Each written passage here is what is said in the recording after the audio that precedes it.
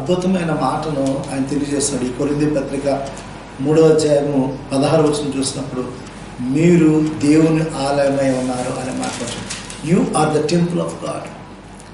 మరి Martin Luther అనే గొప్ప దైవజనుడు ఆయన చర్చ్ గురించి ఆయన ఒక మాట మాట్లాడుతూ, చర్చ్ అంటే ఆయన 2 ఉద్దేశాలు చెప్పాడు. ఒకటి విజిబుల్ చర్చ్, కనబడుతున్న సంఘము ఏమిటి అని చూసినప్పుడు కనబడుతున్న చర్చ్ ఏంటంటే బిల్డింగ్, అంటే 4 గోడలు, ఆ 4 గోడల మధ్య ఒక చర్చ్గా కూడి ఉండుట, that is called visible church, కనబడే చర్చ్.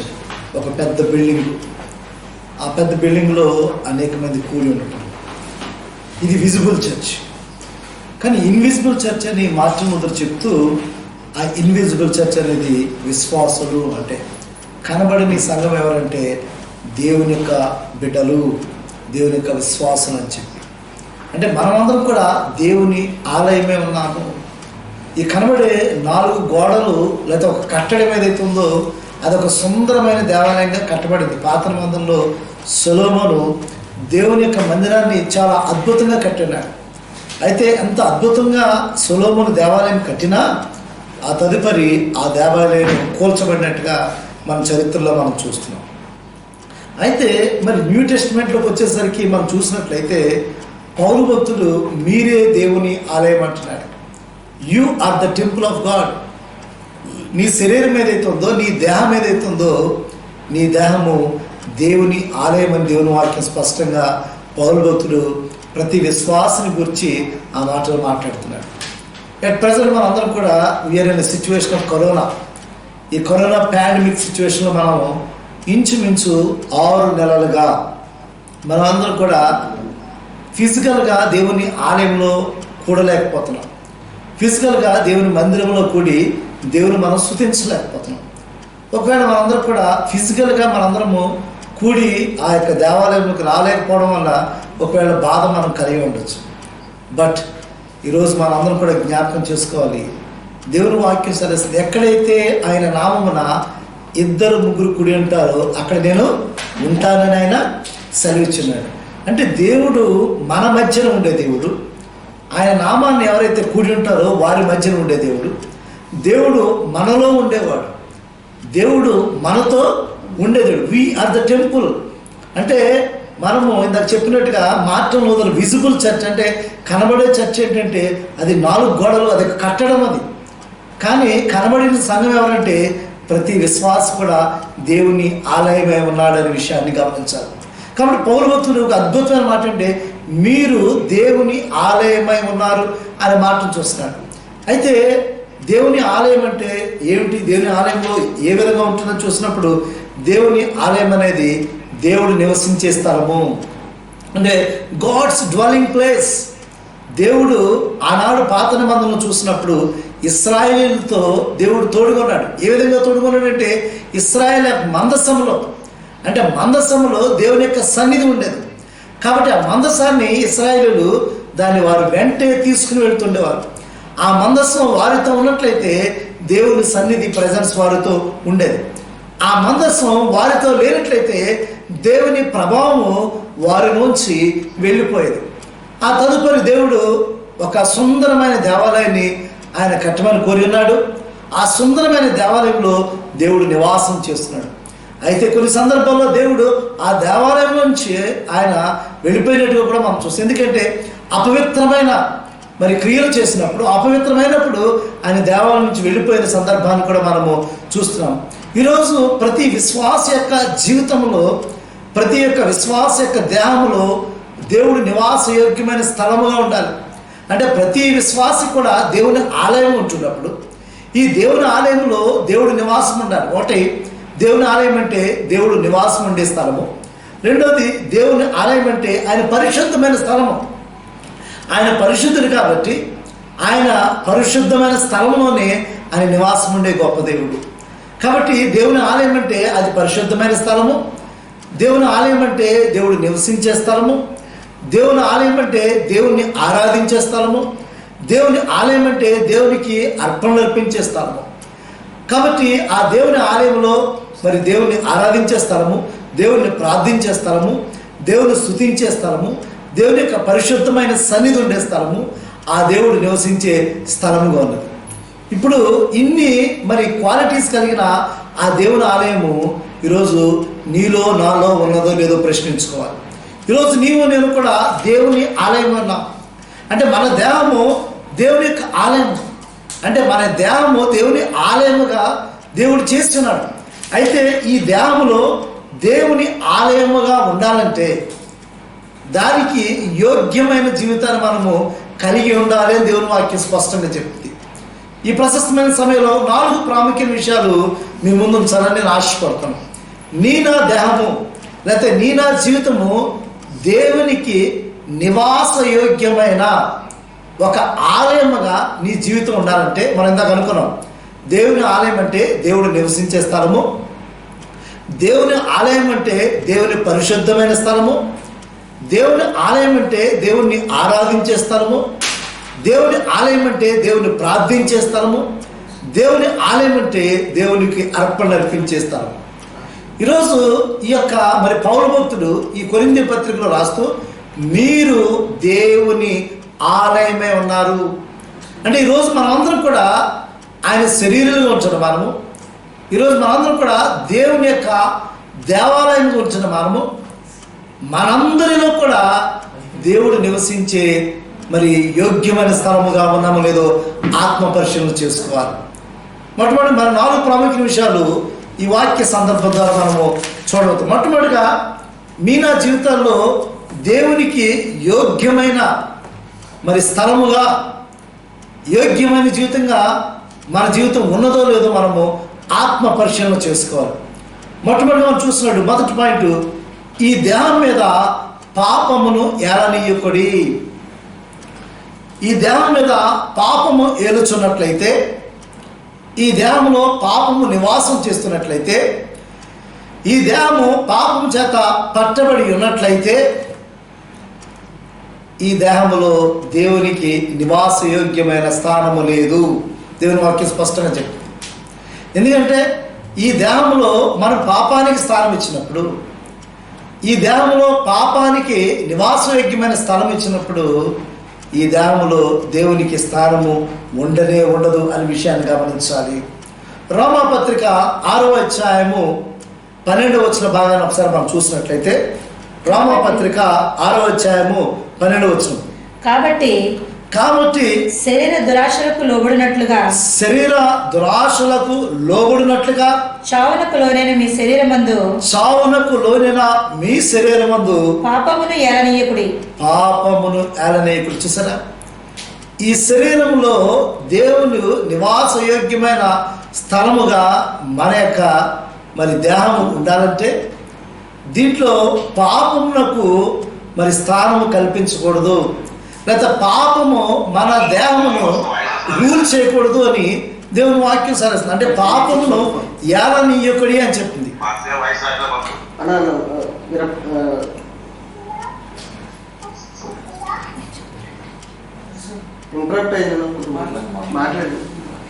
ఇక్కడ ఈ యొక్క వాక్య సందర్భం నుంచి 4 ప్రాముఖ్య విషయాలు మనం ధ్యానం చేస్తున్నాం. మీరు దేవుని ఆలయమై ఉన్నారు. మీరు దేవుని యొక్క ఆలయం.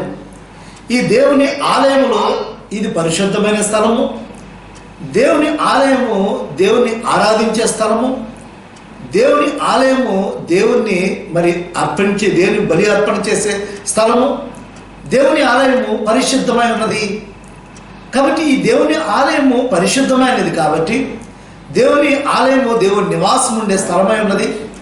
ఈ దేవుని ఆలయము దేవుని ఆరాధించే స్థలమైనది కాబట్టి ఈ దేవుని ఆలయంలో దేవుడే నివాసమై ఉండవలసిన ఈ స్థలములో పాపమునకు చోటు ఇచ్చినట్లయితే, పాపమునకు ఈ దేహమును అప్పగించినట్లయితే ఈ దేహంలో దేవునికి స్థానము లేనే లేదు. దేవుని వాక్యాలు మనం చూసినప్పుడు రోమపత్రిక 6వ అధ్యాయం 12వ వచనంలో, కాబట్టి శరీర దురాశలకు లోబడినట్లుగా చావునకు లోనైన మీ శరీరమందు పాపమును ఏలనీయకుడి. చూసారా, అంటే పాపమునకు నీ శరీరాన్ని నువ్వు అప్పగించినప్పుడు నువ్వు పాపానికి దాసుడు. నేను పాప జీవితానికి ఈ యొక్క శరీరాన్ని నువ్వు అర్పించుకున్నప్పుడు, లేకపోతే దానికి దాసుడిగా నువ్వు జీవిస్తున్నప్పుడు, ఇక్కడ ఖచ్చితంగా నువ్వు పాపానికి దాసుడుగా ఉన్నావు. ఎందుకంటే పాపం అనేది నేను రూల్ చేస్తుంది, పాపం అనేది నేను కంట్రోల్ చేస్తుంది. రోమపత్రిక 14-15 వచ్చిన కూడా ఒకసారి చూసినట్లయితే, రోమపత్రిక 7వ అధ్యాయము 14-15 వచ్చిన. ధర్మశాస్త్రము ఆత్మ సంబంధమైనదని ఎరుగుదము, అయితే నేను పాపమునకు అమ్మబడి శరీర సంబంధినై ఉన్నాను. నేను పాపమునకు అమ్మబడి శరీర సంబంధినై ఉన్నాను. చూసారా, అంటే మనలో పాపము నివాసం చేస్తున్నప్పుడు, ఈ పాపము ఈ దేహంలో నివాసం చేస్తున్నప్పుడు మనం పాపమునకు అమ్మబడి ఉన్నాము. అంటే పాపానికి మన శరీరాన్ని మనం అమ్మేసుకున్నాం. ఈ పాపానికి శరీరం అమ్మేసుకున్నప్పుడు, అమ్మబడి ఉన్నప్పుడు ఈ శరీరమును పాపం రూల్ చేస్తున్నాం. అంటే పాపం మన జీవితాన్ని నడిపిస్తుంది. అప్పుడు ఈ దేహం ద్వారా మంచి కార్యాలు ఏమి చేయలేం. మన చూపులు మంచిగా ఉండవు, మన మాటలు మంచిగా ఉండవు, మన నడవడిక మంచిగా ఉండదు, మన ఆలోచనలు మంచిగా ఉండవు, మన తలంపులన్నీ కూడా కలుషితంగా ఉంటాయి. ఎందుకంటే మన దేహంలో పాపము ఏలుబడి చేస్తున్నది. ఈ పాపము ఏలుబడి చేస్తుంది కాబట్టి ఈ యొక్క దేహంలో మంచి ఏమీ కూడా నివాసం చేయదు. ఎందుకంటే దేవునికి స్థానం లేదు ఈ దేహంలో. ఈ దేహంలో దేవునికి స్థానం లేనప్పుడు, పాపములకు అమ్మబడిన ఈ శరీరంలో, పాపము చేత పట్టబడిన ఈ శరీరము, ఇంకా ఈ యొక్క శరీరంలో ఏ మంచి కూడా జరిగే అవకాశం లేదు, ఏ మంచి ఆలోచన వచ్చేది అవకాశం లేదు. అందుకే 15 వచ్చింది చూడండి. ఏలయనగా నేను చేయనదే నేను ఎరుగను, నేను చేయనదే నేను ఎరుగను, నేను చేయ నిశ్చయించినది చేయక ద్వేషించుచున్నది చేయుచున్నాను. చూసారా, ఇక్కడ రోమపత్రికలో పౌలు భక్తుడు చెప్తున్నాడు, నాలో ఒక పాప నియమం ఉన్నది, ఆ పాప నియమం ఏంటంటే అది నన్ను ఏలుచున్నది. ఈ పాపములకు నేను అమ్మబడి ఉన్నాను. అంటే పాపానికి నీ జీవితాన్ని అప్పగించినప్పుడు నువ్వు పాపానికి దాసుడు. నువ్వు పాపానికి దాసుడు ఉన్నప్పుడు నీలో మంచి ఆలోచనలు రావు, మంచి మాటలు రావు, మంచి క్రియలు నువ్వు చేయలేవు, మంచి కార్యం నువ్వు చేయలేవు. ఎందుకంటే మంచి చేయాలని అనుకుంటావు, మంచిగా ఆలోచించాలనుకుంటావు, మంచి క్రియలు చేయాలని ఉద్దేశిస్తావు, కానీ నువ్వు మంచిని చేయలేవు, మంచిని ఆలోచించలేవు. దానికి కారణం ఏంటంటే నువ్వు పాపానికి అమ్మబడి ఉన్నావు. ఎలాగనగా నేను చేయలేదు నేను ఎరుగను అంటే నువ్వేం చేస్తున్నావు నీకు తెలియదు, నువ్వేం చేస్తున్నావు నువ్వు తెలియదు. నేను ఏదైతే చేయాలనుకున్నానో నేను ద్వేషించినది చేస్తున్నాను అంటే దాని కారణం ఏంటంటే నాలో పాప నియమం ఉన్నది, నాలో పాప నియమము ఉన్నది. 7వ అధ్యాయం రోమపత్రిక 7వ అధ్యాయము 21 వచ్చిన భాగం చూసినట్లయితే, రోమపత్రిక 7వ అధ్యాయము 21 వచ్చిన. కాబట్టి మేలు చేయగోరు వారు నాకు కీడు చేయుట కలుగుచున్నదని ఒక నియమము నాకు కనబడుచున్నది. నా అవయవంలో ఉన్న పాప నియమము నన్ను చెరబట్టి లోబరుచుకున్నచున్నది అని మాట దేవుని వాక్యం చూస్తాను. అంటే మనలో పాప నియమం ఏదైతే ఉందో ఆ పాప నియమం ఏం చేస్తుందంటే మనల్ని బంధించబడి దానికి మనం లోబడి ఉన్నాము. కాబట్టి ఏదైతే మంచి చేయాలనుకున్నామో అది మంచి చేయలేకపోతాం. ఎందుకంటే మన క్రియలు మన ఆలోచనలన్నీ కూడా శారీరకంగా ఉన్నవి, ఆత్మీయంగా లేవు. కాబట్టి మొట్టమొదటి మనం చూసినప్పుడు ఈ దేహము మీద పాపము ఏలుబడి చేస్తుంది. పాపము ఏలుబడి చేస్తున్న వారి జీవితం ఎలా ఉంటుందంటే దేవునికి స్థానం ఉండదు వారి జీవితంలో, దేవుని మాటలకు వారి జీవితంలో స్థానం ఉండదు, మంచి ఆలోచనలు వారి జీవితంలో స్థానం ఉండదు. వారి ఆలోచన విధానం అంతా కూడా శారీరకమైన ఆలోచనలే కలిగి ఉంటారు, చెడ్డ ఆలోచనలే కలిగి ఉంటారు, చెడ్డ తలంపులే కలిగి ఉంటారు, పాప ఆలోచనలు కలిగి ఉంటారు. కాబట్టి అటువంటి శరీర జీవితం ఏదైతే ఉందో అది దేవునికి విరుద్ధమైన జీవితము. మరి అదేవిధంగా రోమపత్రిక 8వ అధ్యాయము 7వ వచ్చిన భాగాన్ని ఒకసారి మనం చూసినట్లయితే, రోమపత్రిక 8వ అధ్యాయం 7వ వచనం,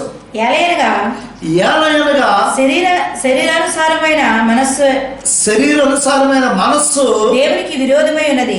దేవునికి చూసారా, శరీరానుసారమైన మనసు ఏదైతే ఉందో దేవునికి విరోధమైనది. అది దేవుని ధర్మశాస్త్రమునకు లోబడదు. అది దేవుని ధర్మశాస్త్రమునకు లోబడదు.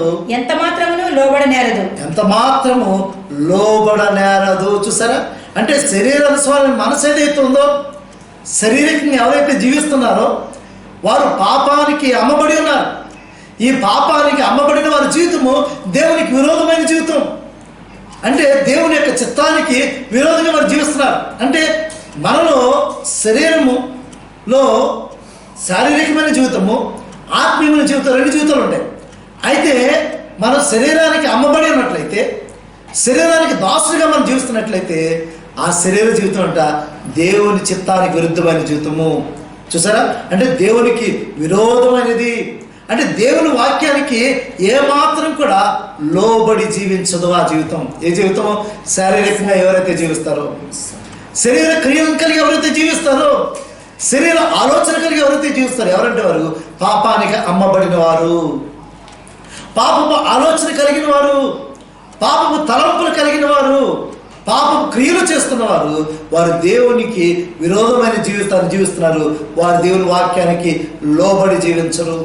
కాబట్టి వారి జీవితం ద్వారా ఎప్పుడు ఏనాడు కూడా వారు దేవుని సంతోషపరచలేరు. తర్వాత వచనం కూడా చదవండి. కాగా శరీర స్వభావం గలవారు, శరీర స్వభావం గలవారు దేవుని సంతోషపరచనేరరు. దేవుని సంతోషపరచనేరరు. మొట్టమొదటి మనం చూసినప్పుడు ఈ దేహములో పాపముతో నిండి ఉన్నట్లయితే, పాపానికి అమ్మబడి ఉన్నట్లయితే దేవునికి విరోధమైన జీవితాన్ని జీవిస్తారు. దేవుని సంతోషపరచలేరు. దేవుని వాక్యానికి లోబడి జీవించడం దేవుని వాక్యం స్పష్టంగా తెలియజేస్తుంది. కాబట్టి దినాన్ని ఒకసారి ఆలోచించండి. ఈరోజు నీవు శారీరకమైన జీవితాన్ని కలిగినవా, లేకపోతే ఆత్మానుసారమైన జీవితాన్ని కలిగినవా? ఒకసారి ఆలోచించండి. ఎందుకంటే ఈ దేహము దేవుని ఆలయము. ఈ దేహంలో పాపానికి ఏలుబడి ఇచ్చినట్లయితే ఈ దేహంలో దేవునికి స్థానము లేదు, దేవుడు నివసించడు. ఈ దేహంలో దేవుని ఆరాధించలేవు, నువ్వు దేవుని స్తుతించలేవు. ఈరోజు నువ్వు అనుకుంటున్నావు, నేను ఫిజికల్గా కట్టబడిన చర్చికి నేను వెళ్ళి దేవుని ఆరాధించలేకపోతున్నాను అని చెప్పి. దేవుడు ఎక్కడో లేడండి. దేవుడు నీలోనే నివసించే దేవుడు. దేవుడు నీతోటే నివసించే దేవుడు. ఎందుకంటే నీవే ఆయన ఆలయంలో ఉన్నావు నువ్వు. కాబట్టి ఈ యొక్క దేహాన్ని దేవునికి నివాసయోగ్యమైన స్థానముగా చేయాలంటే ఏం చేయాలంటే పాపానికి ఈ యొక్క జీవితాన్ని అప్పగించకూడదు. పాపానికి దాసుడిగా నీ జీవితాన్ని నువ్వు జీవించకూడదు. పాపానికి అమ్మబడిన జీవితం అయితే ఇది దేవునికి విరుద్ధమైన జీవితము, దేవుని వాక్యానికి లోబడే జీవితం కాదు. దేవుని ఏమాత్రం కూడా సంతోషపరచనేరదని దేవుని వాక్యం సెలవుస్తుంది. కాబట్టి మొట్టమొదటి మనం చూసినప్పుడు ఈ దేహం మీద పాపమును ఏలుబడి చేయనేకూడదు. అదేవిధంగా ఇంకొక ప్రాముఖ్య విషయం మనం చూసినప్పుడు ఈ దేహము మనము లైంగికమైన అపవిత్రత గురించి కూడా ఈ సమయంలో మాట్లాడుకోవాలి. ఈ దేహము దేవుని యొక్క పరిశుద్ధమైన ఆలయం ఉన్నప్పుడు ఈ దేహంలో వేశ్యతో సాంగత్యం చేసినట్లయితే ఈ దేహం అపవిత్రం కాదా? ఖచ్చితంగా. నువ్వు ఎవరితో సాంగత్యం చేయాలి? ఎవరితో సన్నిహితమైన సంబంధాన్ని కలిగి ఉండాలంటే దేవునితో మాత్రమే సన్నిహితమైన సంబంధాన్ని కలిగి ఉండాలి. మరి పౌలు భక్తుడు మరి మొదటి కొరింథీ పత్రిక 6వ అధ్యాయము 17-18 వచ్చిన వాక్య భాగాన్ని చూసినట్లయితే మీ దేహములు లైంగికమైన అపవిత్రత గురించి ఇక్కడ స్పష్టంగా పౌలు భక్తుడు మాట్లాడుతున్నాడు. మొదటి కొరింథీ పత్రిక, మీ దేహములు క్రీస్తునకు అవయవములై ఉన్నవని మీరు ఎరుగరా? మీ దేహము క్రీస్తునకు అవయవములై ఉన్నవని మీరు ఎరుగరా? నేను క్రీస్తు యొక్క అవయవములను తీసుకొని వేసి యొక్క అవయవములుగా చేయుదునా? అదెంత మాత్రమును తగదు. వేసుతో కలుసుకునేవాడు దానితో ఏకదేహమై ఉన్నాడని మీరు ఎరుగరా? వారిద్దరూ ఏక శరీరమై ఉందురు అని మోషే చెప్పుచున్నాడు కదా. ఇక్కడ ఒక చక్కని మాట దేవుడు ఇక్కడ పౌలు భక్తుడు ఆనాటి ఆ యొక్క కొరింథీ సంఘాన్ని ఉద్దేశించి అపవిత్రమైన జీవితాలు కలిగిన వారిని ఉద్దేశిస్తూ ఈ మాటలు హెచ్చరిస్తూ మాట్లాడుతున్నాడు. మీ దేహములో క్రీస్తునకు అవయవములా ఉన్నవని మీరు ఎరుగరా? అంటే ఈరోజు మన యొక్క దేహం ఏదైతే ఉందో విశ్వాసులుగా ఈ దేహం ఎవరిదంటే క్రీస్తుకి అవయవము. క్రీస్తుకి ఈ అవయవములుగా ఉన్న ఈ దేహంలో మీరు ఈ దేహంతో ఈ యొక్క అవయవముతో వేశ్యతో మీరు సాంగత్యం చేసినప్పుడు, లేదా వేశ్యను కలుసుకున్నప్పుడు, ఈ దేహము వేశ్యతో మీరు ఏకమైనప్పుడు మీలో అపవిత్రమైన సంబంధాన్ని మీరు కలిగి మీరు జీవిస్తున్నారు. అదేవిధంగా 17వ వచనాన్ని చూస్తున్నప్పుడు 17వ వచనం, అటువలే ప్రభువుతో కలుసుకునేవాడు ఆయనతో ఏకాత్మై ఉన్నాడు. జారత్వమునకు దూరముగా పారిపోవుడి. మనుష్యుడు చేయి ప్రతి పాపమును దేహమునకు వెలుపల ఉన్నది కానీ జారత్వము చేయవాడు తన సొంత శరీరమునకు హానికరముగా పాపము చేయుచున్నాడు. చూసారా, ఈ యొక్క దేహంతో మనము శారీరకమైన అపవిత్రమైన సంబంధాన్ని కలిగి అపవిత్రమైన జీవితాన్ని మనం జీవిస్తున్నప్పుడు, జారత్వంతో మనం జీవిస్తున్నప్పుడు ఈ శరీరాన్ని మనము హాని చేస్తున్నాము, ఈ శరీరాన్ని మనము అపవిత్రపరుస్తున్నాము, అంటే పాపానికి ఏలుబడి అప్పగిస్తున్నాము. ఈ సమయంలో ఒక ప్రాముఖ్య విషయం నేను చెప్పాలి. మా యొక్క సంఘంలో ఒక యవనస్తురాలు ఉండేది. ఆ యవనస్తురాలు రక్షించబడి దేవుని కొరకు చక్కని సేవ చేస్తున్న యవనస్తురాలుగా ఉన్నది. ఆ యవనస్తురాల పేరు సోని. చక్కగా దేవుని సేవ చేస్తూ దేవుని యొక్క మరి సంఘంలో సండే స్కూల్ టీచర్గా ఉంటూ చిన్న బిడ్డలను తర్ఫీదు చేస్తుంది. చక్కగా మంచి సాక్ష్యాన్ని కలిగి జీవిస్తుంది. అయితే కొన్ని దినముల తర్వాత ఆమె లోకంలో పడిపోయింది, పాప జీవితంలో పడిపోయింది. ఆమె దేవుని యొక్క సంఘానికి దూరమైంది. అప్పుడప్పుడు సంఘానికి వస్తుండేది, సంఘ కార్యక్రమంలో పార్టిసిపేట్ చేస్తుండేది. కానీ అంతకు ముందు వరే ఆమె చక్కని సాక్ష్యాన్ని కలిగి ఆమె జీవించేది కాదు. దేవుడు ఆ బిడ్డను ప్రేమించి ఆ బిడ్డకు ఒక ఉద్యోగం కూడా అనుగ్రహించాడు. ఆమె ఒక మరి బస్ కండక్టర్గా గవర్నమెంట్ జాబ్ కూడా పొందుకుంది. అయితే ఆమె పాప జీవితంలో పడిపోయింది. ఆ పాప జీవితంలో పడిపోయి దేవునికి దూరమైన జీవితాన్ని ఆమె జీవిస్తుంది. ఒకనొక దినాన ఆ యొక్క సహోదరి తను ఉద్యోగం చేసి ఆమె డ్యూటీ 10 గంటలకు దిగింది. ఆమె తాడేపల్లిగూడెం అనే మరి ఊరిలో బస్ కండక్టర్గా వర్క్ చేస్తున్నది. డ్యూటీ ముగించుకున్న తర్వాత రాత్రి 10 గంటల సమయంలో ఆమె ఒక చెడ్డ సంబంధం కలిగి ఒక వ్యక్తితో సంబంధాన్ని కలిగి జీవిస్తుంది. ఆ వ్యక్తి ఆమె ఆ యొక్క జాబ్ ముగించుకున్న వెంటనే ఆ కారులో ఆమెను తీసుకుని వెళ్తున్నాడు. ఆమె వద్దని వారించిందట, నేను రాను, నేను ఇప్పుడైనా డ్యూటీ ముగించుకున్నాను, నేను ఇంటికి వెళ్ళాలి అని చెప్పినా కూడా ఆ వ్యక్తి ఆమెను వారించి ఆమెను ఆ కారులో తీసుకుని వెళ్ళాడు. ఆ వ్యక్తితో ఈమె ఒక మరి చెడ్డ సంబంధాన్ని కలిగి ఈమె సాక్ష్యాన్ని పోగొట్టుకుంది. ఈ వ్యక్తి ఈమెను కారులో తీసుకెళ్తున్నాడు. అతడు చాలా త్రాగి ఉన్నాడు. అతడు వివాహమైన వ్యక్తి, ఈమె యవనస్తురాలు, వివాహం కూడా కాలేదు. దేవుడు ఆమెను చక్కగా వాడుకున్నాడు. మరి ఒక మంచి ఉద్యోగాన్ని కూడా దేవుడు అనుగ్రహించాడు. అయితే ఈమె సాక్ష్యాన్ని పోగొట్టుకుంది. ఆ వివాహమైన వ్యక్తి ఈమెను పట్టుకున్నాడు. ఈమెను పట్టుకుని ఈమెను పాపంలో నడిపించాడు. ఇప్పుడు ఉద్యోగం ముగించుకొని ఆమె డ్యూటీ దిగింది. వెంటనే కారు వేసుకుని వచ్చి ఆ యొక్క యువతిని కారులో తీసుకెళ్తుంటే ఈమె ఆ కారులో వెళ్తున్న సమయంలో ఒక్కసారిగా యాక్సిడెంట్ అయింది. యాక్సిడెంట్ అయినప్పుడు ఆ యువతి తీవ్రమైన గాయాలకు లోనై చనిపోయే మరణ స్థితిలో ఆ యువతి ఉన్నది. ఆ యువతిని ఏలూరు హాస్పిటల్ తీసుకెళ్తున్నారు. ఆశ్రమం హాస్పిటల్కి ఆ యువతిని తీసుకెళ్తున్నారు. ఆ యువతి వెళ్తుంటే ఆ యువతి యొక్క శరీరం నుంచి రక్తం స్రవిస్తూ ఉంది. రక్తం స్రవిస్తూ ఆ యువతి కన్నీరుతో ఆ యువతి గట్టిగా ప్రార్థన చేస్తుంది. అయ్యా నేను తప్పు చేశాను, నన్ను క్షమించు, నన్ను బ్రతికించు అని చెప్పి ఆ సోని అనే యువతి బ్రతిమాలుతుంది దేవుని. రక్తస్రావం అవుతుంది.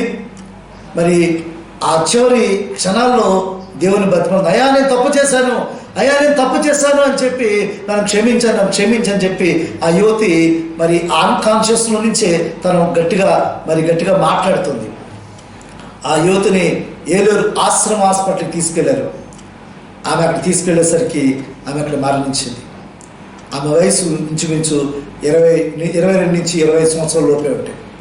ఒకసారి గమనించండి, ఆమె పాపానికి తన జీవితాన్ని అప్పగించుకుంది.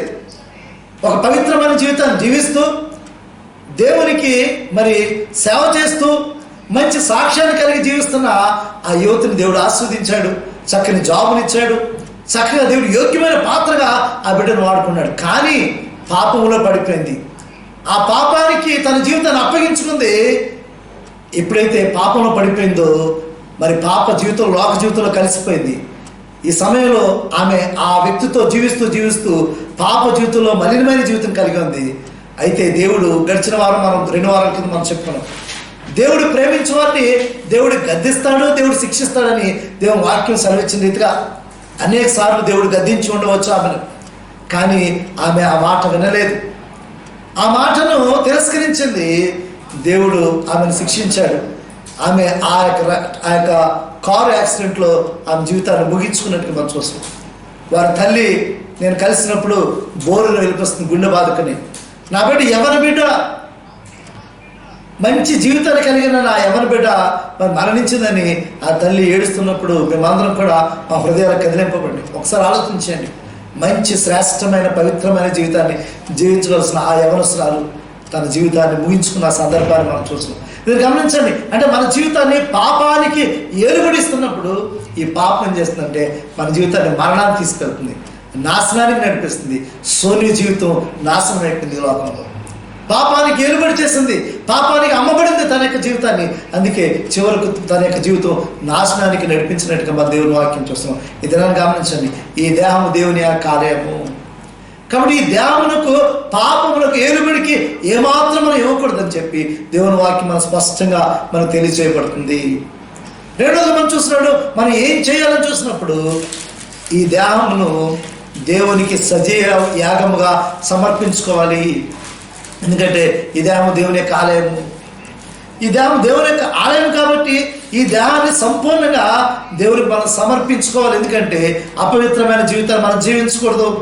రోమాపత్రిక 12వ అధ్యాయము 1-2 వచనాలు ఒకసారి మనం చూసినట్లయితే రోమాపత్రిక 12వ అధ్యాయము 1-2 వచనాలు. కాబట్టి సహోదరులారా, పరిశుద్ధమును దేవునికి అనుకూలమైన సజీవ యాగముగా మీ శరీరమును ఆయనకు సమర్పించుకొనుడని దేవుని వాత్సల్యమును బట్టి మిమ్మును బతిమాలుకొనుచున్నాను. ఇట్టి సేవ మీకు యుక్తమైనది. మీరు ఈ లోక మర్యాదను అనుసరింపక ఉత్తమమును అనుకూలమును సంపూర్ణమునై ఉన్నదని దేవుని చిత్తమేదో పరీక్షించి తెలుసుకున్నట్లు మీ మనస్సు మారి నూతన మగుట వలన రూపాంతరము పొందుడి. చెప్పండి వాక్యాన్ని మనం చదవబడిన వాక్యం చూసినప్పుడు, సోదరులారా, పరిశుద్ధమును దేవునికి అనుకూలమైన సజీవ యాగముగా మీ శరీరములను ఆయనకు సమర్పించుకున్నది. మీ శరీరములను ఆయనకు సమర్పించుకుని. ఎందుకంటే ఈ యొక్క శరీరము, ఈ దేహము దేవుని ఆలయం అన్నది కాబట్టి ఈ శరీరమును దేవునికి సంపూర్ణంగా సమర్పించుకోవాలి. దేవునికి సంపూర్ణంగా సమర్పించుకున్నప్పుడు మనం ఏ విధంగా ప్రవర్తించాలి, ఏ విధంగా జీవించాలని చూసినప్పుడు ఈ లోక మర్యాదలను అనుసరించకూడదు. ఈ లోక జీవితాన్ని మన జీవితంలో మమేకం కాకూడదు. ఈ లోకం మనల్ని అనేక విధాలుగా ఆకర్షిస్తుంది. ఈ లోకం అనేక రీతిగా మనం శోధిస్తుంది. ఈ రంగుల ప్రపంచం అనేక రీతిగా మనల్ని శోధిస్తుంది. కాబట్టి మనము ఈ లోక మర్యాదలను అనుసరించక, ఈ లోకంలో అనేకమైన సంస్కృతులు ఈరోజు సినిమాల ద్వారా మనిషిని ఆకర్షిస్తున్నాయి. ఈ లోకంలో అనేకమైన సంస్కృతులు, ట్రెడిషన్స్ మనిషిని ఆకర్షిస్తున్నాయి. ఈ లోకంలో ఉన్న మరి ఆచారాలు, ఈ లోకంలో ఉన్న మరి సంస్కృతులు, ఈ లోకంలో ఫ్యాషన్స్, ఈ లోకంలో ఉన్న మరి సంస్కృతులు మనల్ని ఆకర్షించి మనిషిని ఈ లోకం వైపు నడిపిస్తుంది. ఈ లోకంలో చూసినప్పుడు శరీరాశ, నేత్రాశ, జీవకుటుంబం ఏం చేస్తుందంటే మనిషిని లోకం వైపు నడిపిస్తుంది. కాబట్టి ప్రతి క్రైస్తవ విశ్వాసం ఏం చేయాలంటే మనము ఈ దేహముతో దేవుణ్ణి వెంబడించేవారుగా, దేవుణ్ణి అనుసరించేవారుగా, దేవునికి నివాసయోగ్యంగా మన యొక్క జీవితాన్ని ఆయనకు అర్పించాలి, కానీ ఈ లోక మర్యాదను అనుసరించి మనము జీవించకూడదని దేవుని వాక్యం సెలవిస్తుంది. అంత మాత్రమే కాదు, ఉత్తమమును అనుకూలమును సంపూర్ణమైన దేవుని చిత్తమును పరీక్షించాలి. ఖచ్చితంగా మన జీవితము దేవుని చిత్తాన్ని పరీక్షించి మనం జీవించాలి. మన జీవితానికి ఒక ఉద్దేశం ఉంటుంది. మన జీవితానికి ఖచ్చితంగా ఒక ఉద్దేశము, ఒక గమ్యం మనకున్నది. దానిని మనం గుర్తించి దేవుని యొక్క ఉద్దేశాన్ని అనుసరించి మనం జీవించాలి. దేవుని యొక్క ఉద్దేశాన్ని అనుసరించి మనం జీవిస్తున్నప్పుడు మనము ఈ లోక ఆలోచన ప్రకారం మనం వెళ్ళము, ఈ లోక సంస్కృతుల ప్రకారం మనం జీవించము. దేవుని చిత్తాన్ని గుర్తించి ఆ దేవుని చిత్తాన్ని అనుసరించి జీవించేవారు ఉంటాము. సోనీ జీవితంలో దేవుని చిత్తము ఆయనకి ఇష్టమైన రీతిలో జీవించుట, ఒక పవిత్రమైన జీవితం జీవించుట. కానీ సోనీ యొక్క జీవితము దేవుని చిత్తానికి విరుద్ధమైన జీవితం జీవించింది. అందుకే దేవుడు సోనీని గద్దించి ఉంటాడు, కానీ సోనీ ఆ యొక్క గద్దింపుని తిరస్కరించింది. మరి దేవుని యొక్క చిత్తానికి విరుద్ధంగా జీవించింది, పాపానికి బానిస అయిపోయింది. ఆ పాపం యొక్క మరి పర్యవసానము మరణానికి గురైనట్టుగా మనం చూస్తున్నాము. అంటే పాపంలోనే ఆమె మరణించింది. క్రీస్తులో ఆమె మరి ఆ క్రీస్తును ఎరిగి కూడా మరి పాపానికి బానిసై పాపంలో మరణించిన జీవితాన్ని ముగింపు ఆమె కలిగి ఉన్నట్టుగా మనం చూస్తున్నాం. ఈ దినాన్ని నీవు నేను కూడా ఈ దేహం దేవుని యొక్క ఆలయం కాబట్టి ఈ దేహాన్ని ఏం చేయాలంటే దేవునికి సజీవ యాగముగా సమర్పించుకోవాలి. కాబట్టి దేవుని చిత్తాన్ని గుర్తించి మన జీవితాన్ని ఏం చేయాలంటే నూతన పరుచుకోవాలి. మీ మనస్సును నూతన మగుటం వల్ల మీరు రూపాంతరం పొందడం దేవుని వాక్యం సెలవుస్తుంది. ఒకప్పుడు మనం ప్రాచీన స్వభావాన్ని కలిగి ఉన్నాం. ఒకప్పుడు రక్షణ లేనప్పుడు పాపాన్ని మనం బానిసగా జీవించాం. కానీ రక్షించబడిన తర్వాత, మారు మనసు అనుభవాన్ని పొందిన తర్వాత, క్రీస్తు రక్తంలో కడగబడిన తర్వాత మన జీవితాన్ని ఏం చేయాలంటే ఈ దేహాన్ని దేవునికి సమర్పించుకోవాలి. ఒకప్పుడు పాపానికి బానిసగా నీ జీవితం జీవించింది. ఈ దేహం పాప క్రియలను చేస్తుంది, పాపాన్ని మరి అనుసరించి జీవించింది. పాపపు తలంపులు, ఈ సినిమా ఆలోచనలు, ఈ లోక జీవితము, ఈ లోక శ్రమము, ఈ లోక తలంపుల కలిగి ఈ దేహం జీవించింది. ఇప్పుడు నువ్వు ఈ దేహాన్ని దేవునికి సమర్పించేస్తావు. దేవునికి సమర్పించినప్పుడు ఈ దేహంలో దేవునికి నివాసయోగ్యమైన జీవితాన్ని నువ్వు కలిగి ఉండాలి. ఒక రూపాంతరమైన అనుభవాన్ని నువ్వు కలిగి ఉండాలి. కాబట్టి ప్రశస్తమైన సమయంలో రెండవ ప్రాముఖ్యమైన విషయం చూసినప్పుడు మనము ఈ దేహం ద్వారా సంపూర్ణంగా దేవునికి సమర్పించుకోవాలి. ప్రాచీన స్వభావాన్ని మనం విడిచిపెట్టాలి. ప్రాచీన స్వభావాన్ని మనం విడిచిపెట్టి రూపాంతరమైన అనుభవాన్ని కలిగినప్పుడు దేవునికి సంపూర్ణంగా మన జీవితాన్ని అర్పిస్తాము. మన జీవితం దేవుని చిత్తానుసారమైన జీవితాన్ని కలిగి ఉంటుంది అనే విషయాన్ని గమనించాలి. దేవుని వాక్యం మనం చూసినప్పుడు ఎందుకు మనం రూపాంతరమైన అనుభవాన్ని కలిగి, ఎందుకు మన జీవితాన్ని దేవుని సంపూర్ణంగా సమర్పించుకుని మనం జీవించాలని చూసినప్పుడు, ఎందుకంటే దేవుని రాకడ రాబోతున్నది. మొదటి రాకడలో ప్రభువైన యేసుక్రీస్తు నీ నా పాపాన్ని తీసివేయడానికి ఆయన రక్తాన్ని చిందించి నేను పవిత్రుడిగా చేస్తున్నాడు. కాబట్టి మరలా ఆయన రెండవ రాకడలో నీవు పరిశుద్ధమైన జీవితాన్ని కలిగి, పవిత్రమైన జీవితాన్ని కలిగి నీవు ఆయన సమర్పించుకున్నప్పుడు, ఆయన రాకడలో ఆయన తిరిగి వచ్చినప్పుడు రెండవ రాకడలో నీవు ఆయనను ఎదుర్కొనే గొప్ప మరి విశ్వాసగా నీ నా జీవితం ఉండబోతుంది. మొదటి తెస్సలోనికీ పత్రిక 5వ అధ్యాయము 23వ వచన భాగాన్ని చూసినట్లయితే, సమాధానకర్తయగు దేవుడే మిమ్మును సంపూర్ణముగా పరిశుద్ధపరచును గాక, మిమ్మును సంపూర్ణముగా పరిశుద్ధపరచును గాక. మీ ఆత్మయు జీవమును శరీరమును మన ప్రభువైన యేసుక్రీస్తు రాకడయందు నిందారహితముగాను సంపూర్ణముగాను ఉండునట్లు కాపాడబడును గాక చెప్తున్నాడు. చూసారా? అంటే దేవుని యొక్క రాకడ సమయంలో నువ్వు నిందారహితుడిగా సంపూర్ణంగా ఉండునట్లు నిన్ను నువ్వు కాపాడుకోవాల్సిన బాధ్యత ఉన్నది. అంటే రెండో ప్రాముఖ్యం చూసినప్పుడు ఈ దేహాన్ని సిద్ధపరచుకోవాలి. దేవుని యొక్క రాకడ బహు సమీపంలో ఉన్నది. మనం అంత్యకాలంలో ఉన్నాం. మనం భయంకరమైన పరిస్థితులు మన చుట్టూ మనం చూస్తున్నాము. అనేక మంది మరణిస్తున్నారు, అనేక మంది రక్షణ లేకుండా, అనేక మంది మారు మనసు లేకుండా, అనేక మంది పశ్చాత్తాపం లేకుండా, అనేక మంది క్రీస్తుని ఎరగకుండా అనేక మంది మరణిస్తున్నారు. వారి అంతము వారి నరకమే. అయితే నీవు నేను కూడా దేవుని రాకడకు ఎదురు చూసే విశ్వాసం ఉండాలి. ఏం చేయాలంటే ఈ దేహమును దేవునికి సమర్పించుకోవాలి.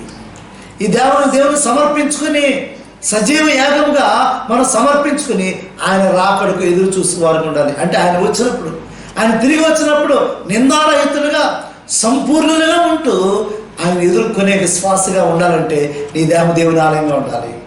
ఎలా ఉండాలి? నీ దేహము దేవుని ఆలయముగా ఉండాలని దేవుని వాక్యం సరస్తుంది. కాబట్టి రెండో చూసినప్పుడు ఈ దేహమును దేవునికి సజీవ యాగముగా సమర్పించుకోవాలి. మూడవ చూసినప్పుడు ఈ దేహము పరిశుద్ధాత్మకు ఆలయము. ఈ దేహము పరిశుద్ధాత్మకు ఆలయము. దీన్ని బట్టి అర్థమవుతుంది ఏంటంటే ఈ ఆలయములో, అంటే ఈ దేహంలో పరిశుద్ధాత్మ ఆలయముగా ఉండాలంటే ఈ దేహంలో క్రీస్తు ఉండాలి. ఈ దేహంలో క్రీస్తు నివాసం చేయాలి. ఈ దేహంలో పాపం నివాసం చేసినట్లయితే దీంట్లో క్రీస్తుకి స్థానం లేదు. ఈ దేహంలో పాపము ఏలుబడి చేస్తున్నట్లయితే ఇది పరిశుద్ధాత్మకు ఆలయం కాదు.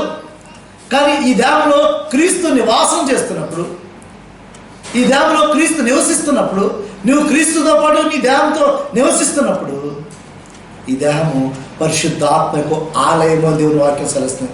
రోమాపత్రిక 8వ అధ్యాయము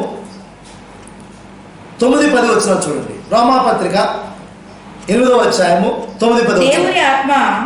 దేవుని ఆత్మ మీలో నివసించి ఉన్న ఎడల మీరు ఆత్మ స్వభావం గలవారే గాని శరీర స్వభావం గలవారు కారు. ఎవడైనా క్రీస్తు ఆత్మ లేనివాడైతే వాడాయన వాడు కాదు. చూసారా? దేవుని ఆత్మ మీలో నివసించిన ఎడల మీరు ఆత్మ స్వభావం గలవారు. అంటే ఇక్కడ పాపము ఏలుబడి చేసినట్లయితే ఈ దేహంలో పాపానికి మీ దేహము అమ్మబడి ఉన్నట్లయితే, పాపములో మీరు జీవిస్తున్నట్లయితే, శరీరానుసారంగా మీ దేహం జీవిస్తున్నట్లయితే, ఈ లోకానుసారంగా లోక మర్యాదలను అనుసరించి ఈ దేహం జీవిస్తున్నట్లయితే మీలో క్రీస్తు నివాసం చేయడు. అంటే మీలో క్రీస్తు నివాసం చేయనప్పుడు మీరు క్రీస్తు వారు కాదు. కాబట్టి మూడో ప్రాముఖ్యత చూడండి. మీలో క్రీస్తు నివసించిన ఎడలా మీరు క్రీస్తుకు చెందినవారు. మీలో క్రీస్తుకి స్థానం ఉన్నప్పుడు, మీలో క్రీస్తు నివసిస్తున్నప్పుడు, మీలో క్రీస్తు ఆత్మకు నివాస యోగ్యమైన దేహముగా నా జీవితాన్ని అర్పించుకున్నప్పుడు ఈ దేహంలో పరిశుద్ధాత్మ దేవుడు నివాసం ఉంటాడు. ఆ పరిశుద్ధాత్మ దేవుడు మీలో నివసించిన మీరు పరిశుద్ధాత్మకు ఆలయమే ఉన్నారు దేవుని వాక్యం సెలవుస్తుంది. తర్వాత వచ్చిన చూడండి. క్రీస్తు మీలో ఉన్న ఎడల మీ శరీరము పాప విషయమే మృతమైనది గాని మీ ఆత్మ నీతి విషయమే జీవము కలిగి ఉన్నది. చూస్తే దేవుని స్తోత్రం. అంటే క్రీస్తు మనలో నివసిస్తున్నట్లయితే మనలో పాపం చనిపోయింది, మన దేహంలో పాపము చనిపోయింది. అంటే పాపానికి నివాసయోగ్యంగా ఈ దేహం లేదు, ఎందుకంటే దీంట్లో క్రీస్తు నివసిస్తున్నాడు. ఇది పవిత్రంగా మార్చబడి ఉన్నది. మనం క్రీస్తుకు చెందిన వారిగా మనం జీవిస్తున్నాం కాబట్టి ఇక్కడ క్రీస్తు మాత్రమే ఈ దేహంలోకి నివసిస్తున్నాడు. క్రీస్తు మాత్రమే ఈ దేహంలో నివాసం చేస్తున్నప్పుడు క్రీస్తు మాత్రమే ఈ దేహాన్ని ఏలుబడి చేస్తాడు. క్రీస్తు మాత్రమే ఈ దేహాన్ని లీడ్ చేస్తాడు. అప్పుడు ఇక్కడ క్రీస్తు ఆత్మ నీలో నివసిస్తుంది. అప్పుడు క్రీస్తు ఈ యొక్క దేహంలో పరిశుద్ధ ఆలయముగా ఉన్నాడు అనే విషయాన్ని గమనించాలి. కాబట్టి ఈ దేహంలో క్రీస్తుకు నివాసయోగ్యమైన స్థానం ఉన్నప్పుడు ఈ దేహం క్రీస్తుకి పరిశుద్ధ ఆలయంగా దేవుని వాక్యం సెలవుస్తుంది. 1 కొరింథీ పత్రిక 6వ అధ్యాయం 19వ వచనం చూడండి ఒకసారి. మీ దేహము దేవుని వల్ల మీకు అనుగ్రహింపబడి మీలో ఉన్న పరిశుద్ధాత్మకు ఆలయమై ఉన్నదని మీరు ఎరుగరా? చూసారా? మీరు మీ సొత్తు కారు, విలువ పెట్టి కొనబడిన వారు. మీ దేహము దేవుని వల్ల మీకు అనుగ్రహించబడినది. ఒకప్పుడు మీరు పాపమై ఉన్నారు, ఒకప్పుడు మీరు పాపం చేత బంధించబడి ఉన్నారు, కానీ ఇప్పుడు క్రీస్తు రక్తములో విమోచింపబడి ఉన్నారు. క్రీస్తు రక్తంలో మీరు కడగబడి ఉన్నారు, పాపం నుంచి విమోచించబడి ఉన్నారు. అంటే పాపం నుంచి విమోచించబడి ఉన్నారంటే దాని అర్థం అంటే మీ దేహము దేవుని వల్ల మీకు అనుగ్రహించబడి, అంటే మరలా తిరిగి క్రీస్తు ద్వారా మీ దేహం దేవుని ద్వారా మీకు అనుగ్రహించబడి ఉన్నది. కాబట్టి మీలో పరిశుద్ధాత్మకు ఆలయం ఉన్నది. కాబట్టి క్రీస్తు నీలో నివసిస్తున్నప్పుడు, పాపం నుంచి విమోచింపబడినప్పుడు, పాపం నుంచి విడుదల పొందినప్పుడు, క్రీస్తు ఈ దేహమును ఏలుచున్నప్పుడు ఈ దేహము పరిశుద్ధాత్మకు ఆలయమే ఉన్నది. కాబట్టి మూడవ ప్రాముఖ్య విషయం చూసినప్పుడు, మీ దేహము పరిశుద్ధాత్మకు ఆలయంగా ఉన్నదా? మీ దేహము పరిశుద్ధాత్మకు ఆలయముగా ఉంటున్నప్పుడు, గడిచిన దినాల్లో వారంలో తెలియజేసింది, మీరు ఏం చేయాలో ఏం చేయకూడదో పరిశుద్ధాత్మ దేవుడు మిమ్మల్ని నడిపిస్తాడు. మీరు ఏ మార్గం గుండా వెళ్ళాలో ఏ మార్గం గుండా వెళ్ళకూడదో ఆ పరిశుద్ధాత్మ దేవుడు మిమ్మల్ని నడిపిస్తాడు. ఆ దేవుని వాక్యం మిమ్మల్ని నడిపిస్తుంది. అంటే దేవునికి లోబడే జీవితం, దేవునికి లోబడే జీవితంలో పరిశుద్ధాత్మ దేవుడు నేను నడిపించేవాడు ఉంటాడు. ఎందరైతే దేవుని ఆత్మ చేత నడిపించబడతారో వారు దేవుని కుమారులు అని దేవుని వాక్యం సెలవుస్తుంది. ఈరోజు పరిశుద్ధాత్మకు నువ్వు ఆలయమైనప్పుడు నువ్వు దేవుని కుమారుడుగా జీవిస్తావు. దేవుని కుమారుడుగా జీవిస్తున్నప్పుడు దేవుని నడిపించేవాడుగా ఉంటాడనే విషయాన్ని గమనించాలి. కాబట్టి మూడవ ప్రాముఖ్య విషయం మనం చూసినప్పుడు, ఈ దేహము పరిశుద్ధాత్మకు ఆలయమైనది. కాబట్టి పరిశుద్ధాత్మ నివాసం చేసే యోగ్యమైన స్థానముగా నీ దేహం ఉన్నదో లేదో ఒకసారి నువ్వు ఆత్మ పరిశీలన చేసుకో. చివరిగా చూసినట్లయితే ఈ దేహము పరిశుద్ధ ఆలయము. ఈ దేహము పరిశుద్ధమైన ఆలయం కాబట్టి ఈ దేహం ద్వారా ఏం చేయాలంటే దేవుని మహింపరచాలి. ఈ దేహం ద్వారా దేవుని మనము మహింపరచాలి. ఎందుకంటే ఈ దేహం దేవుడే మనకు అనుగ్రహించాడు. పాపం నుంచి విమోచించి, పాపం నుంచి విడుదల చేసి ఈ దేహాన్ని దేవుడు నీకు అనుగ్రహించాడు. కాబట్టి ఈ దేహంలో పరిశుద్ధాత్మ నివాసయోగ్యమైన ఈ యొక్క దేవాలయంలో ఇక్కడ పరిశుద్ధమైన జీవితాన్ని మనం జీవించువారుగా ఉండాలని దేవుని వాక్యం సెలవుస్తుంది. మొదటి కొరింథీ పత్రిక ఈ దినాన్ని మనం చదవబడిన వాక్యం 3వ అధ్యాయము 16-17 వచనాలు మనం చూస్తాం. మీరు దేవుని ఆలయమై ఉన్నారనియు, మీరు దేవుని ఆలయమై ఉన్నారనియు, దేవుని ఆత్మ మీలో నివసించుచున్నాడనియు, దేవుని ఆత్మ మీలో నివసించుచున్నాడనియు మీరు ఎరుగరా? ఎవడైనను దేవుని ఆలయమును పాడు చేసిన దేవుని ఆలయమును పాడు చేసినలా దేవుడు వారిని పాడు చేయను. దేవుని ఆలయము పరిశుద్ధమై ఉన్నది. దేవుని ఆలయము పరిశుద్ధమై ఉన్నది. మీరు ఆ ఆలయమై ఉన్నారు. దేవుని ఆలయము పరిశుద్ధమైనది. ఈ పరిశుద్ధమైన ఆలయము మరి దేవుని నివాసయోగ్యంగా ఉండాలంటే మన జీవితం పరిశుద్ధం. ఎందుకంటే దేవుని వాక్యం చెప్తుంది ఆయన పరిశుద్ధుడు. కాబట్టి ఆయన జీవితం పరిశుద్ధమైనది, ఆయన వాక్యం పరిశుద్ధమైనది, ఆయన యొక్క మార్గం పరిశుద్ధమైనది. కాబట్టి ఆయనను వెంబడిస్తున్న మనం కూడా, ఆయనను ఎరిగిన మనం కూడా పరిశుద్ధంగా ఉండాలని ఆశిస్తున్నాడు. కాబట్టి పరిశుద్ధమైన జీవితాన్ని కలిగి ఉన్నప్పుడు మాత్రమే ఈ యొక్క దేహము దేవుని ఆలయంగా మార్చబడుతుంది. మన జీవితం పరిశుద్ధంగా లేనప్పుడు ఇది దేవుని యొక్క ఆలయం కాదు, ఇది పరిశుద్ధమైన ఆలయం కాదు. ఈ దేవుని వాక్యం మనం చూసినప్పుడు 2వ కొరింథీ పత్రిక 7వ అధ్యాయము 1వ వచన భాగాన్ని ఒకసారి మనకి వాగ్దానములు ఉన్నవి కనుక దేవుని భయముతో పరిశుద్ధతను సంపూర్తి చేసుకొనవచ్చు. శరీరమునకు ఆత్మకును కలిగిన సమస్త కల్మషము నుండి మనల్ని పవిత్రులుగా చేసుకుందాము. మన యొక్క దేహాన్ని దేవుని పరిశుద్ధ ఆలయముగా మార్చబడాలంటే మనము సమస్తమైన కల్మషం నుంచి మనము విమోచింపబడాలి, పవిత్రులుగా చేయబడాలి. చదవని వాక్యాలను చూసినప్పుడు 2వ కొరింథీ పత్రిక 7వ అధ్యాయము చూసిన మొదటి వచనం చూసిన, ప్రియులారా మనకు ఈ వాగ్దానము ఉన్నవి కనుక దేవుని భయముతో పరిశుద్ధతను సంపూర్తి చేసుకొనుచు శరీరమునకు ఆత్మలకు కలిగిన సమస్త కల్మషము నుండి మనల్ని పవిత్రులుగా చేసుకుందాం. చూసారా, ఇక్కడ ఇది దేవుని యొక్క దేహమైనది. ఈ దేహము పరిశుద్ధమైన ఆలయముగా, దేవునికి నివాసయోగ్యమైన ఆలయంగా మన జీవితం ఉండాలంటే, మన జీవితం ఏ విధంగా ఉండాలంటే సమస్తమైన కల్మషం నుండి మనం పవిత్రులుగా చేసుకోవాలి.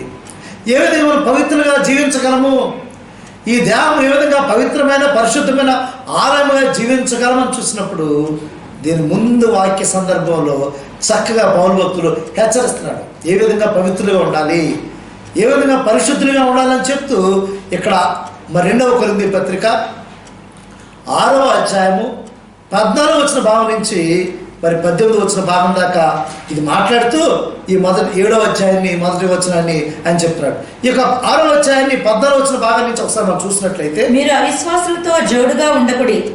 ఏ విధంగా మీరు ఉండకూడదు, మీరు పరిశుద్ధమైన ఆలయంగా ఉండాలంటే మీరు ఏ విధంగా ఉండాలో, వేటిని త్యజించాలో ఇక్కడ స్పష్టంగా పౌలు భక్తులు హెచ్చరిస్తున్నాడు. మీరు అవిశ్వాసులతో జోడుగా ఉండకూడదు. అవిశ్వాసులతో జోడుగా ఉండకూడదు. నీతికి దుర్నీతికి ఏమి సాంగత్యము, నీతికి దుర్నీతికి ఏమి సాంగత్యము, వెలుగునకు చీకటితో ఏమి పొత్తు, వెలుగునకు చీకటితో ఏమి పొత్తు, క్రీస్తునకు బెలియాలతో ఏమి సంబంధము, క్రీస్తునకు బెలియాలతో ఏమి సంబంధము, అవిశ్వాసతో విశ్వాసకి పాలెక్కడిది, అవిశ్వాసతో విశ్వాసకి పాలెక్కడిది, దేవుని ఆలయమునకు విగ్రహములతో ఏమి పొందిక, దేవుని ఆలయమునకు విగ్రహముతో ఏమి పొందిక, మనము జీవము గల దేవుని ఆలయమై ఉన్నాము, మనము జీవము గల దేవుని ఆలయమై ఉన్నాము. అందుకు దేవుడు ఇలాగ సెలవిచ్చుచున్నాడు, అందుకు దేవుడు ఇలాగ సెలవిచ్చున్నాడు, నేను వారిలో నివసించి సంచరింతును, నేను వారిలో నివసించి సంచరించును, నేను వారి దేవుణ్ణే ఇందును, నేను వారి దేవుణ్ణి ఇందును, వారు నా ప్రజలే ఇందురు, వారు నా ప్రజలందరూ. కావున మీరు వారి మధ్య నుండి బయలువెడలి, మీరు వారి మధ్య నుండి బయలువెడలి ప్రత్యేకముగా ఉండుడి, ప్రత్యేకముగా ఉండడి, అపవిత్రమైన దానిని ముట్టకుడి, అపవిత్రమైన దానిని ముట్టకూడని ప్రభు చెప్పుచున్నాడు. మరియు నేను మిమ్మల్ని చేర్చుకొందును, మరియు మిమ్మల్ని చేర్చుకుందను, మీకు తండ్రినే ఇందును, మీకు తండ్రి ఎందును, మీరు నాకు కుమారులు కుమార్తెలనే ఇందురని, మీరు నాకు కుమారులు కుమార్తెలు ఎందురని సర్వశక్తి గల ప్రభు చెప్పుచున్నాడు. సర్వశక్తి గల ప్రభు చెప్పుచున్నాడు. ఈ వాక్య సందర్భం నుంచి 4 మరి 5 ప్రాముఖ్య విషయాలు ఇక్కడ మన యేసుక్రీస్తు తెలియజేస్తున్నాడు. ఏమిటది అని చూసినప్పుడు, మన దేహము దేవుని ఆలయం. అయితే దేవుని ఆలయము ఇది పరిశుద్ధంగా ఉండాలి కదా. అయితే మనం అపవిత్రమైన క్రియలను, ఆలోచనని, మార్గాన్ని మనం విడిచిపెట్టాలి. ఏ విధంగా మనం విడిచిపెట్టాలని చూసిన మొట్టమొదటిగా మీరు అవిశ్వాసులతో పొత్తు ఉండకూడదు. ఈరోజు విశ్వాసం ఉంటున్న మనం, దేవుని ఎరిగిన మనం, దేవునిలో రక్షణ పొందిన మనము, మారు మనసు అనుభవాన్ని కలిగిన మనము లోకస్తులతో స్నేహం చేయకూడదు, అవిశ్వాసంతో స్నేహం చేయకూడదు. నువ్వు అవిశ్వాసంతో మరి స్నేహం చేసినట్లయితే, మనకు ఒక సామెత ఉంది కదా, ఒక వ్యక్తి 6 నెలలు ఒక వ్యక్తితో స్నేహం చేస్తే వీరు వారు అయిపోతారని చెప్పి. అంటే విశ్వాసమైన వాడు అవిశ్వాసతో సాంగత్యం చేసినట్లయితే, ఎందుకంటే విశ్వాసకి అవిశ్వాసతో పొత్తేమిటి, వెలుగుకు చీకటితో పొత్తేమిటి, క్రీస్తుకి బెలియాలకు ఏమి సంబంధము, దేవుని ఆలయములకు విగ్రహంతో ఏమి పొందిక అని చెప్తున్నాడు. ఈరోజు ఒక విశ్వాసి అవిశ్వాసతో పొత్తు ఉండకూడదు. ఎందుకంటే విశ్వాసి దేవుని ఎరిగినవాడు, దేవునిలో రక్షించబడినవాడు. కాబట్టి విశ్వాసం ఏం చేయాలంటే దేవుని మార్గం కూడా ముందుకు వెళ్ళాలి. అవిశ్వాసంతో ఏమాత్రం కూడా వారు సహవాసం చేయకూడదని దేవుని వాక్యం సెలవిస్తుంది. రెండో చూసినప్పుడు, దేవుని ఆలయంలో విగ్రహములకు స్థానం లేదు. ఈరోజు ఇది దేవుని యొక్క ఆలయము. ఈ దేహం దేవుని ఆలయము. ఈ దేహం ద్వారా దేవుని మాత్రమే గణపరచాలి, దేవుని మాత్రమే స్తుతించాలి, దేవుని కొరకు మాత్రమే ఈ దేహం జీవించాలి. కానీ ఈరోజు ఈ దేహం డబ్బు కోసం జీవిస్తుంది. ఈ దేహం ఈ లోకంలో ఉన్న విషయాల గురించి జీవిస్తుంది. ఈ దేహం పాపం కోసం తప్పిస్తుంది. ఈ లోకం పాపం ఉన్న విషయాల కోసం ఈ యొక్క దేహము మరి వాటి వెనకాల పడుతుంది. ఈ దేహం పాపానికి దాసులై పాపానికి అమ్మబడి ఈ దేహం జీవిస్తుంది. ఈ దేహంలో అనేకమైన విగ్రహాలు ఉన్నాయంట. ఆ విగ్రహాల్లో డబ్బు ఒక విగ్రహం, మొబైల్ అనేది ఒక విగ్రహం, ఈ లోక పాకులు అనే విగ్రహాలు ఈ యొక్క దేహంలో ఉన్నాయి. అందుకే ఈ దేహంలో క్రీస్తు లేడు. అంటే అనేకమైన విగ్రహాలు ఈ లోకంలో నీకున్నాయి. అనేకమైన విగ్రహాలు ఈ దేహంలో ఉండిటిని బట్టి ఈ దేహంలో దేవుడు నివాసం చేయట్లా. కాబట్టి మరి దేవుని ఆలయానికి విగ్రహానికి సంబంధం ఏమిటని చెప్పి ఇక్కడ దేవుడు ప్రశ్నిస్తున్నాడు. ఈ దినాన్ని ఆలోచించండి, నీలో ఏం విగ్రహం ఉన్నాయి? డబ్బు అనే విగ్రహం ఉందని డబ్బును ప్రేమిస్తున్నావా? నువ్వు డబ్బును ప్రేమిస్తున్నట్లయితే ఈ దేహంలో దేవునికి నివాసం యొక్క స్థానం కాదు. నువ్వు లోకంతో స్నేహం చేస్తున్నావా, లోకాన్ని ఇష్టపడుతున్నావా, నువ్వు దేవునికి విరోధంగా జీవిస్తున్నావు. కాబట్టి నువ్వు లోకాన్ని ప్రేమిస్తూ లోక మర్యాదలను ప్రేమిస్తూ జీవిస్తున్నట్లయితే ఈ లోకంలో వాటిని ప్రేమిస్తున్నావు. లోకంలో సినిమాలు, ఈ లోకంలో అల్లరితో కూడిన ఆటపాటలను ప్రేమిస్తున్నావు. ఈ లోకంలో సరదాలను ప్రేమిస్తున్నావు.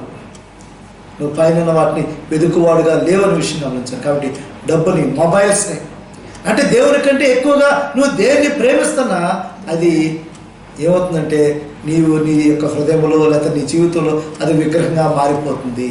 ఒకవేళ మనుషులు కూడా ఎక్కువగా ప్రేమిస్తున్నావు, మనుషులు కూడా ఎక్కువగా నువ్వు ప్రేమిస్తున్నావు, సమయాన్ని ఎక్కువగా ప్రేమిస్తున్నావు, నువ్వు మొబైల్స్ని ఎక్కువగా ప్రేమిస్తున్నావు, ల్యాప్టాప్స్ని ఎక్కువగా ప్రేమిస్తున్నావు, టీవీని ఎక్కువగా ప్రేమిస్తున్నావేమో. అంటే దేవుని కంటే ఎక్కువ ఒకవేళ బంగారాన్ని ఎక్కువగా ప్రేమిస్తున్నామో, వస్త్రాలను ఎక్కువగా ప్రేమిస్తున్నామేమో, లేకపోతే నీ అందాన్ని ఎక్కువ ప్రేమిస్తున్నామో, నీ శరీరాన్ని ప్రేమిస్తున్నామేమో. ఒకసారి ఆలోచించి దేవుని కంటే ఎక్కువగా నువ్వు దేన్ని ప్రేమిస్తున్నా ఈ లోకంలో అది నీ జీవితంలో విగ్రహం అవుతుందనే విషయం గమనించాలి. కాబట్టి ఈ దేహంతో దేవుణ్ణి మాత్రమే మహింపరచాలి ఉండాలి, దేవుణ్ణి మాత్రమే ఘనతించాలి ఉండాలి, దేవుని మాత్రమే నివాస యొక్క స్థానం ఉండాలి. కాబట్టి రెండవది చూసినప్పుడు ఈ దేవాలయంలో, దేవుని ఆలయంలో దేవునికి మాత్రమే అధిక ప్రాధాన్యత ఇచ్చేవారు ఉండాలి. మూడవది చూసినప్పుడు ఒకవేళ నువ్వు వారి మధ్యలో నివసిస్తున్నట్లయితే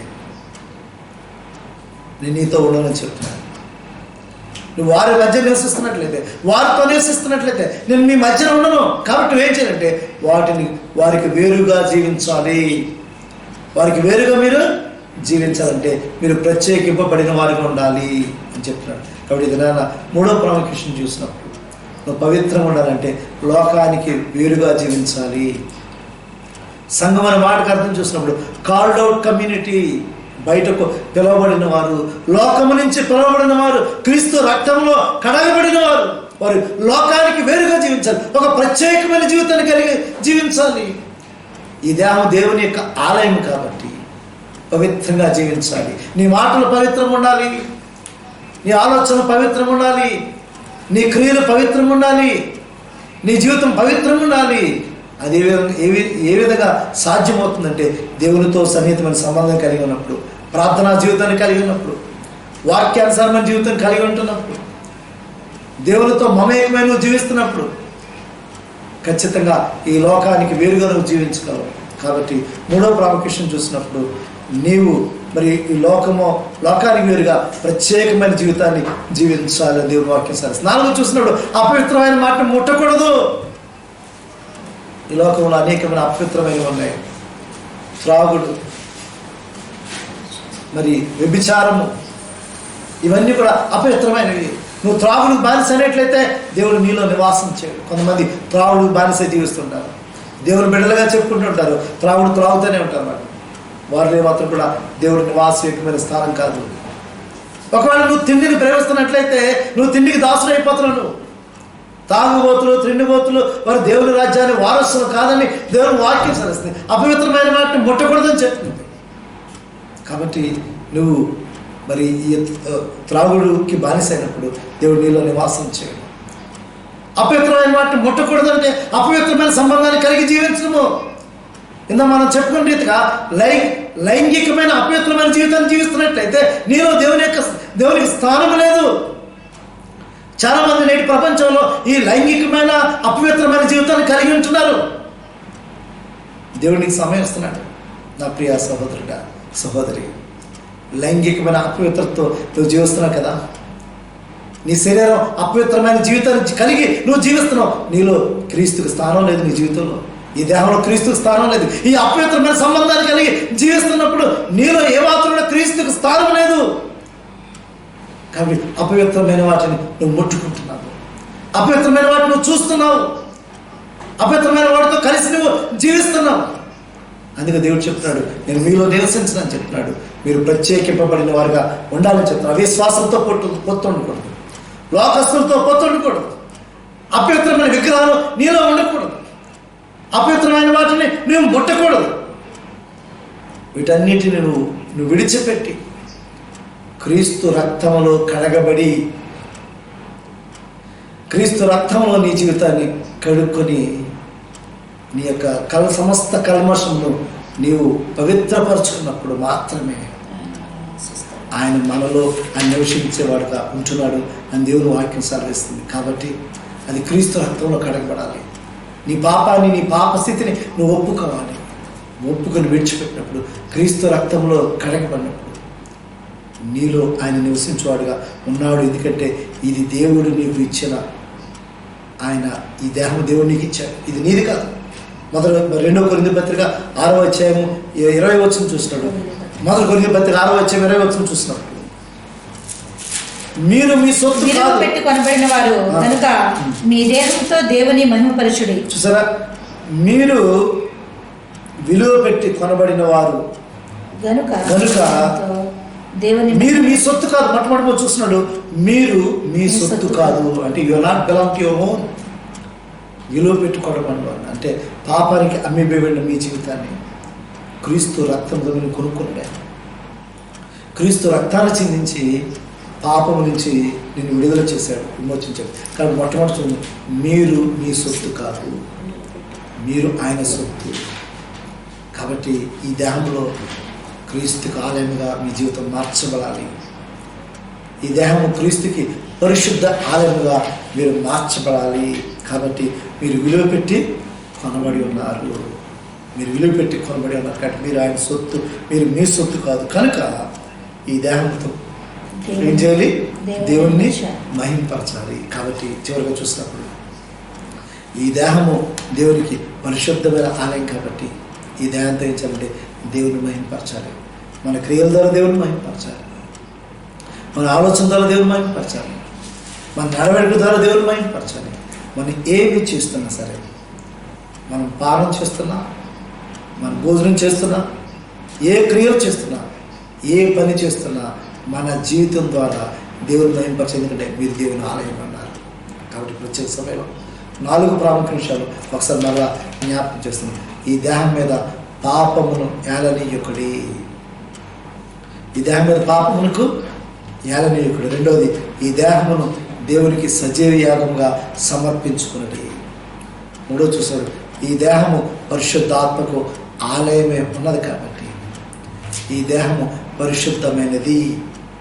కాబట్టి ఈ పరిశుద్ధమైన ఆలయం ఉండాలంటే మీరు సమస్తమైన కల్మషం నుంచి విడుదల పొంది క్రీస్తు రక్తంలో కడగబడి మీ జీవితాన్ని సంపూర్ణంగా దేవునికి సమర్పించుకున్నప్పుడు ఈ దేహం ద్వారా దేవుని మీరు మహింపరచగలరు. అట్టి జీవితాన్ని కలిగి దేవుని యొక్క రాకడలో నీవు నేను కూడా నిర్దోషులుగా నిష్కల్మషంగా ఆయన ఎదుర్కొన్న వారిగా మన జీవితాలు మార్చుకొని ఆయన కొరకు ఎదురు చూసి విశ్వాసంగా మన జీవితం జీవించాలి. కాబట్టి అట్టి రీతిగా మీ దేహంలో దేవుని ఆలయంగా మార్చుకోండి.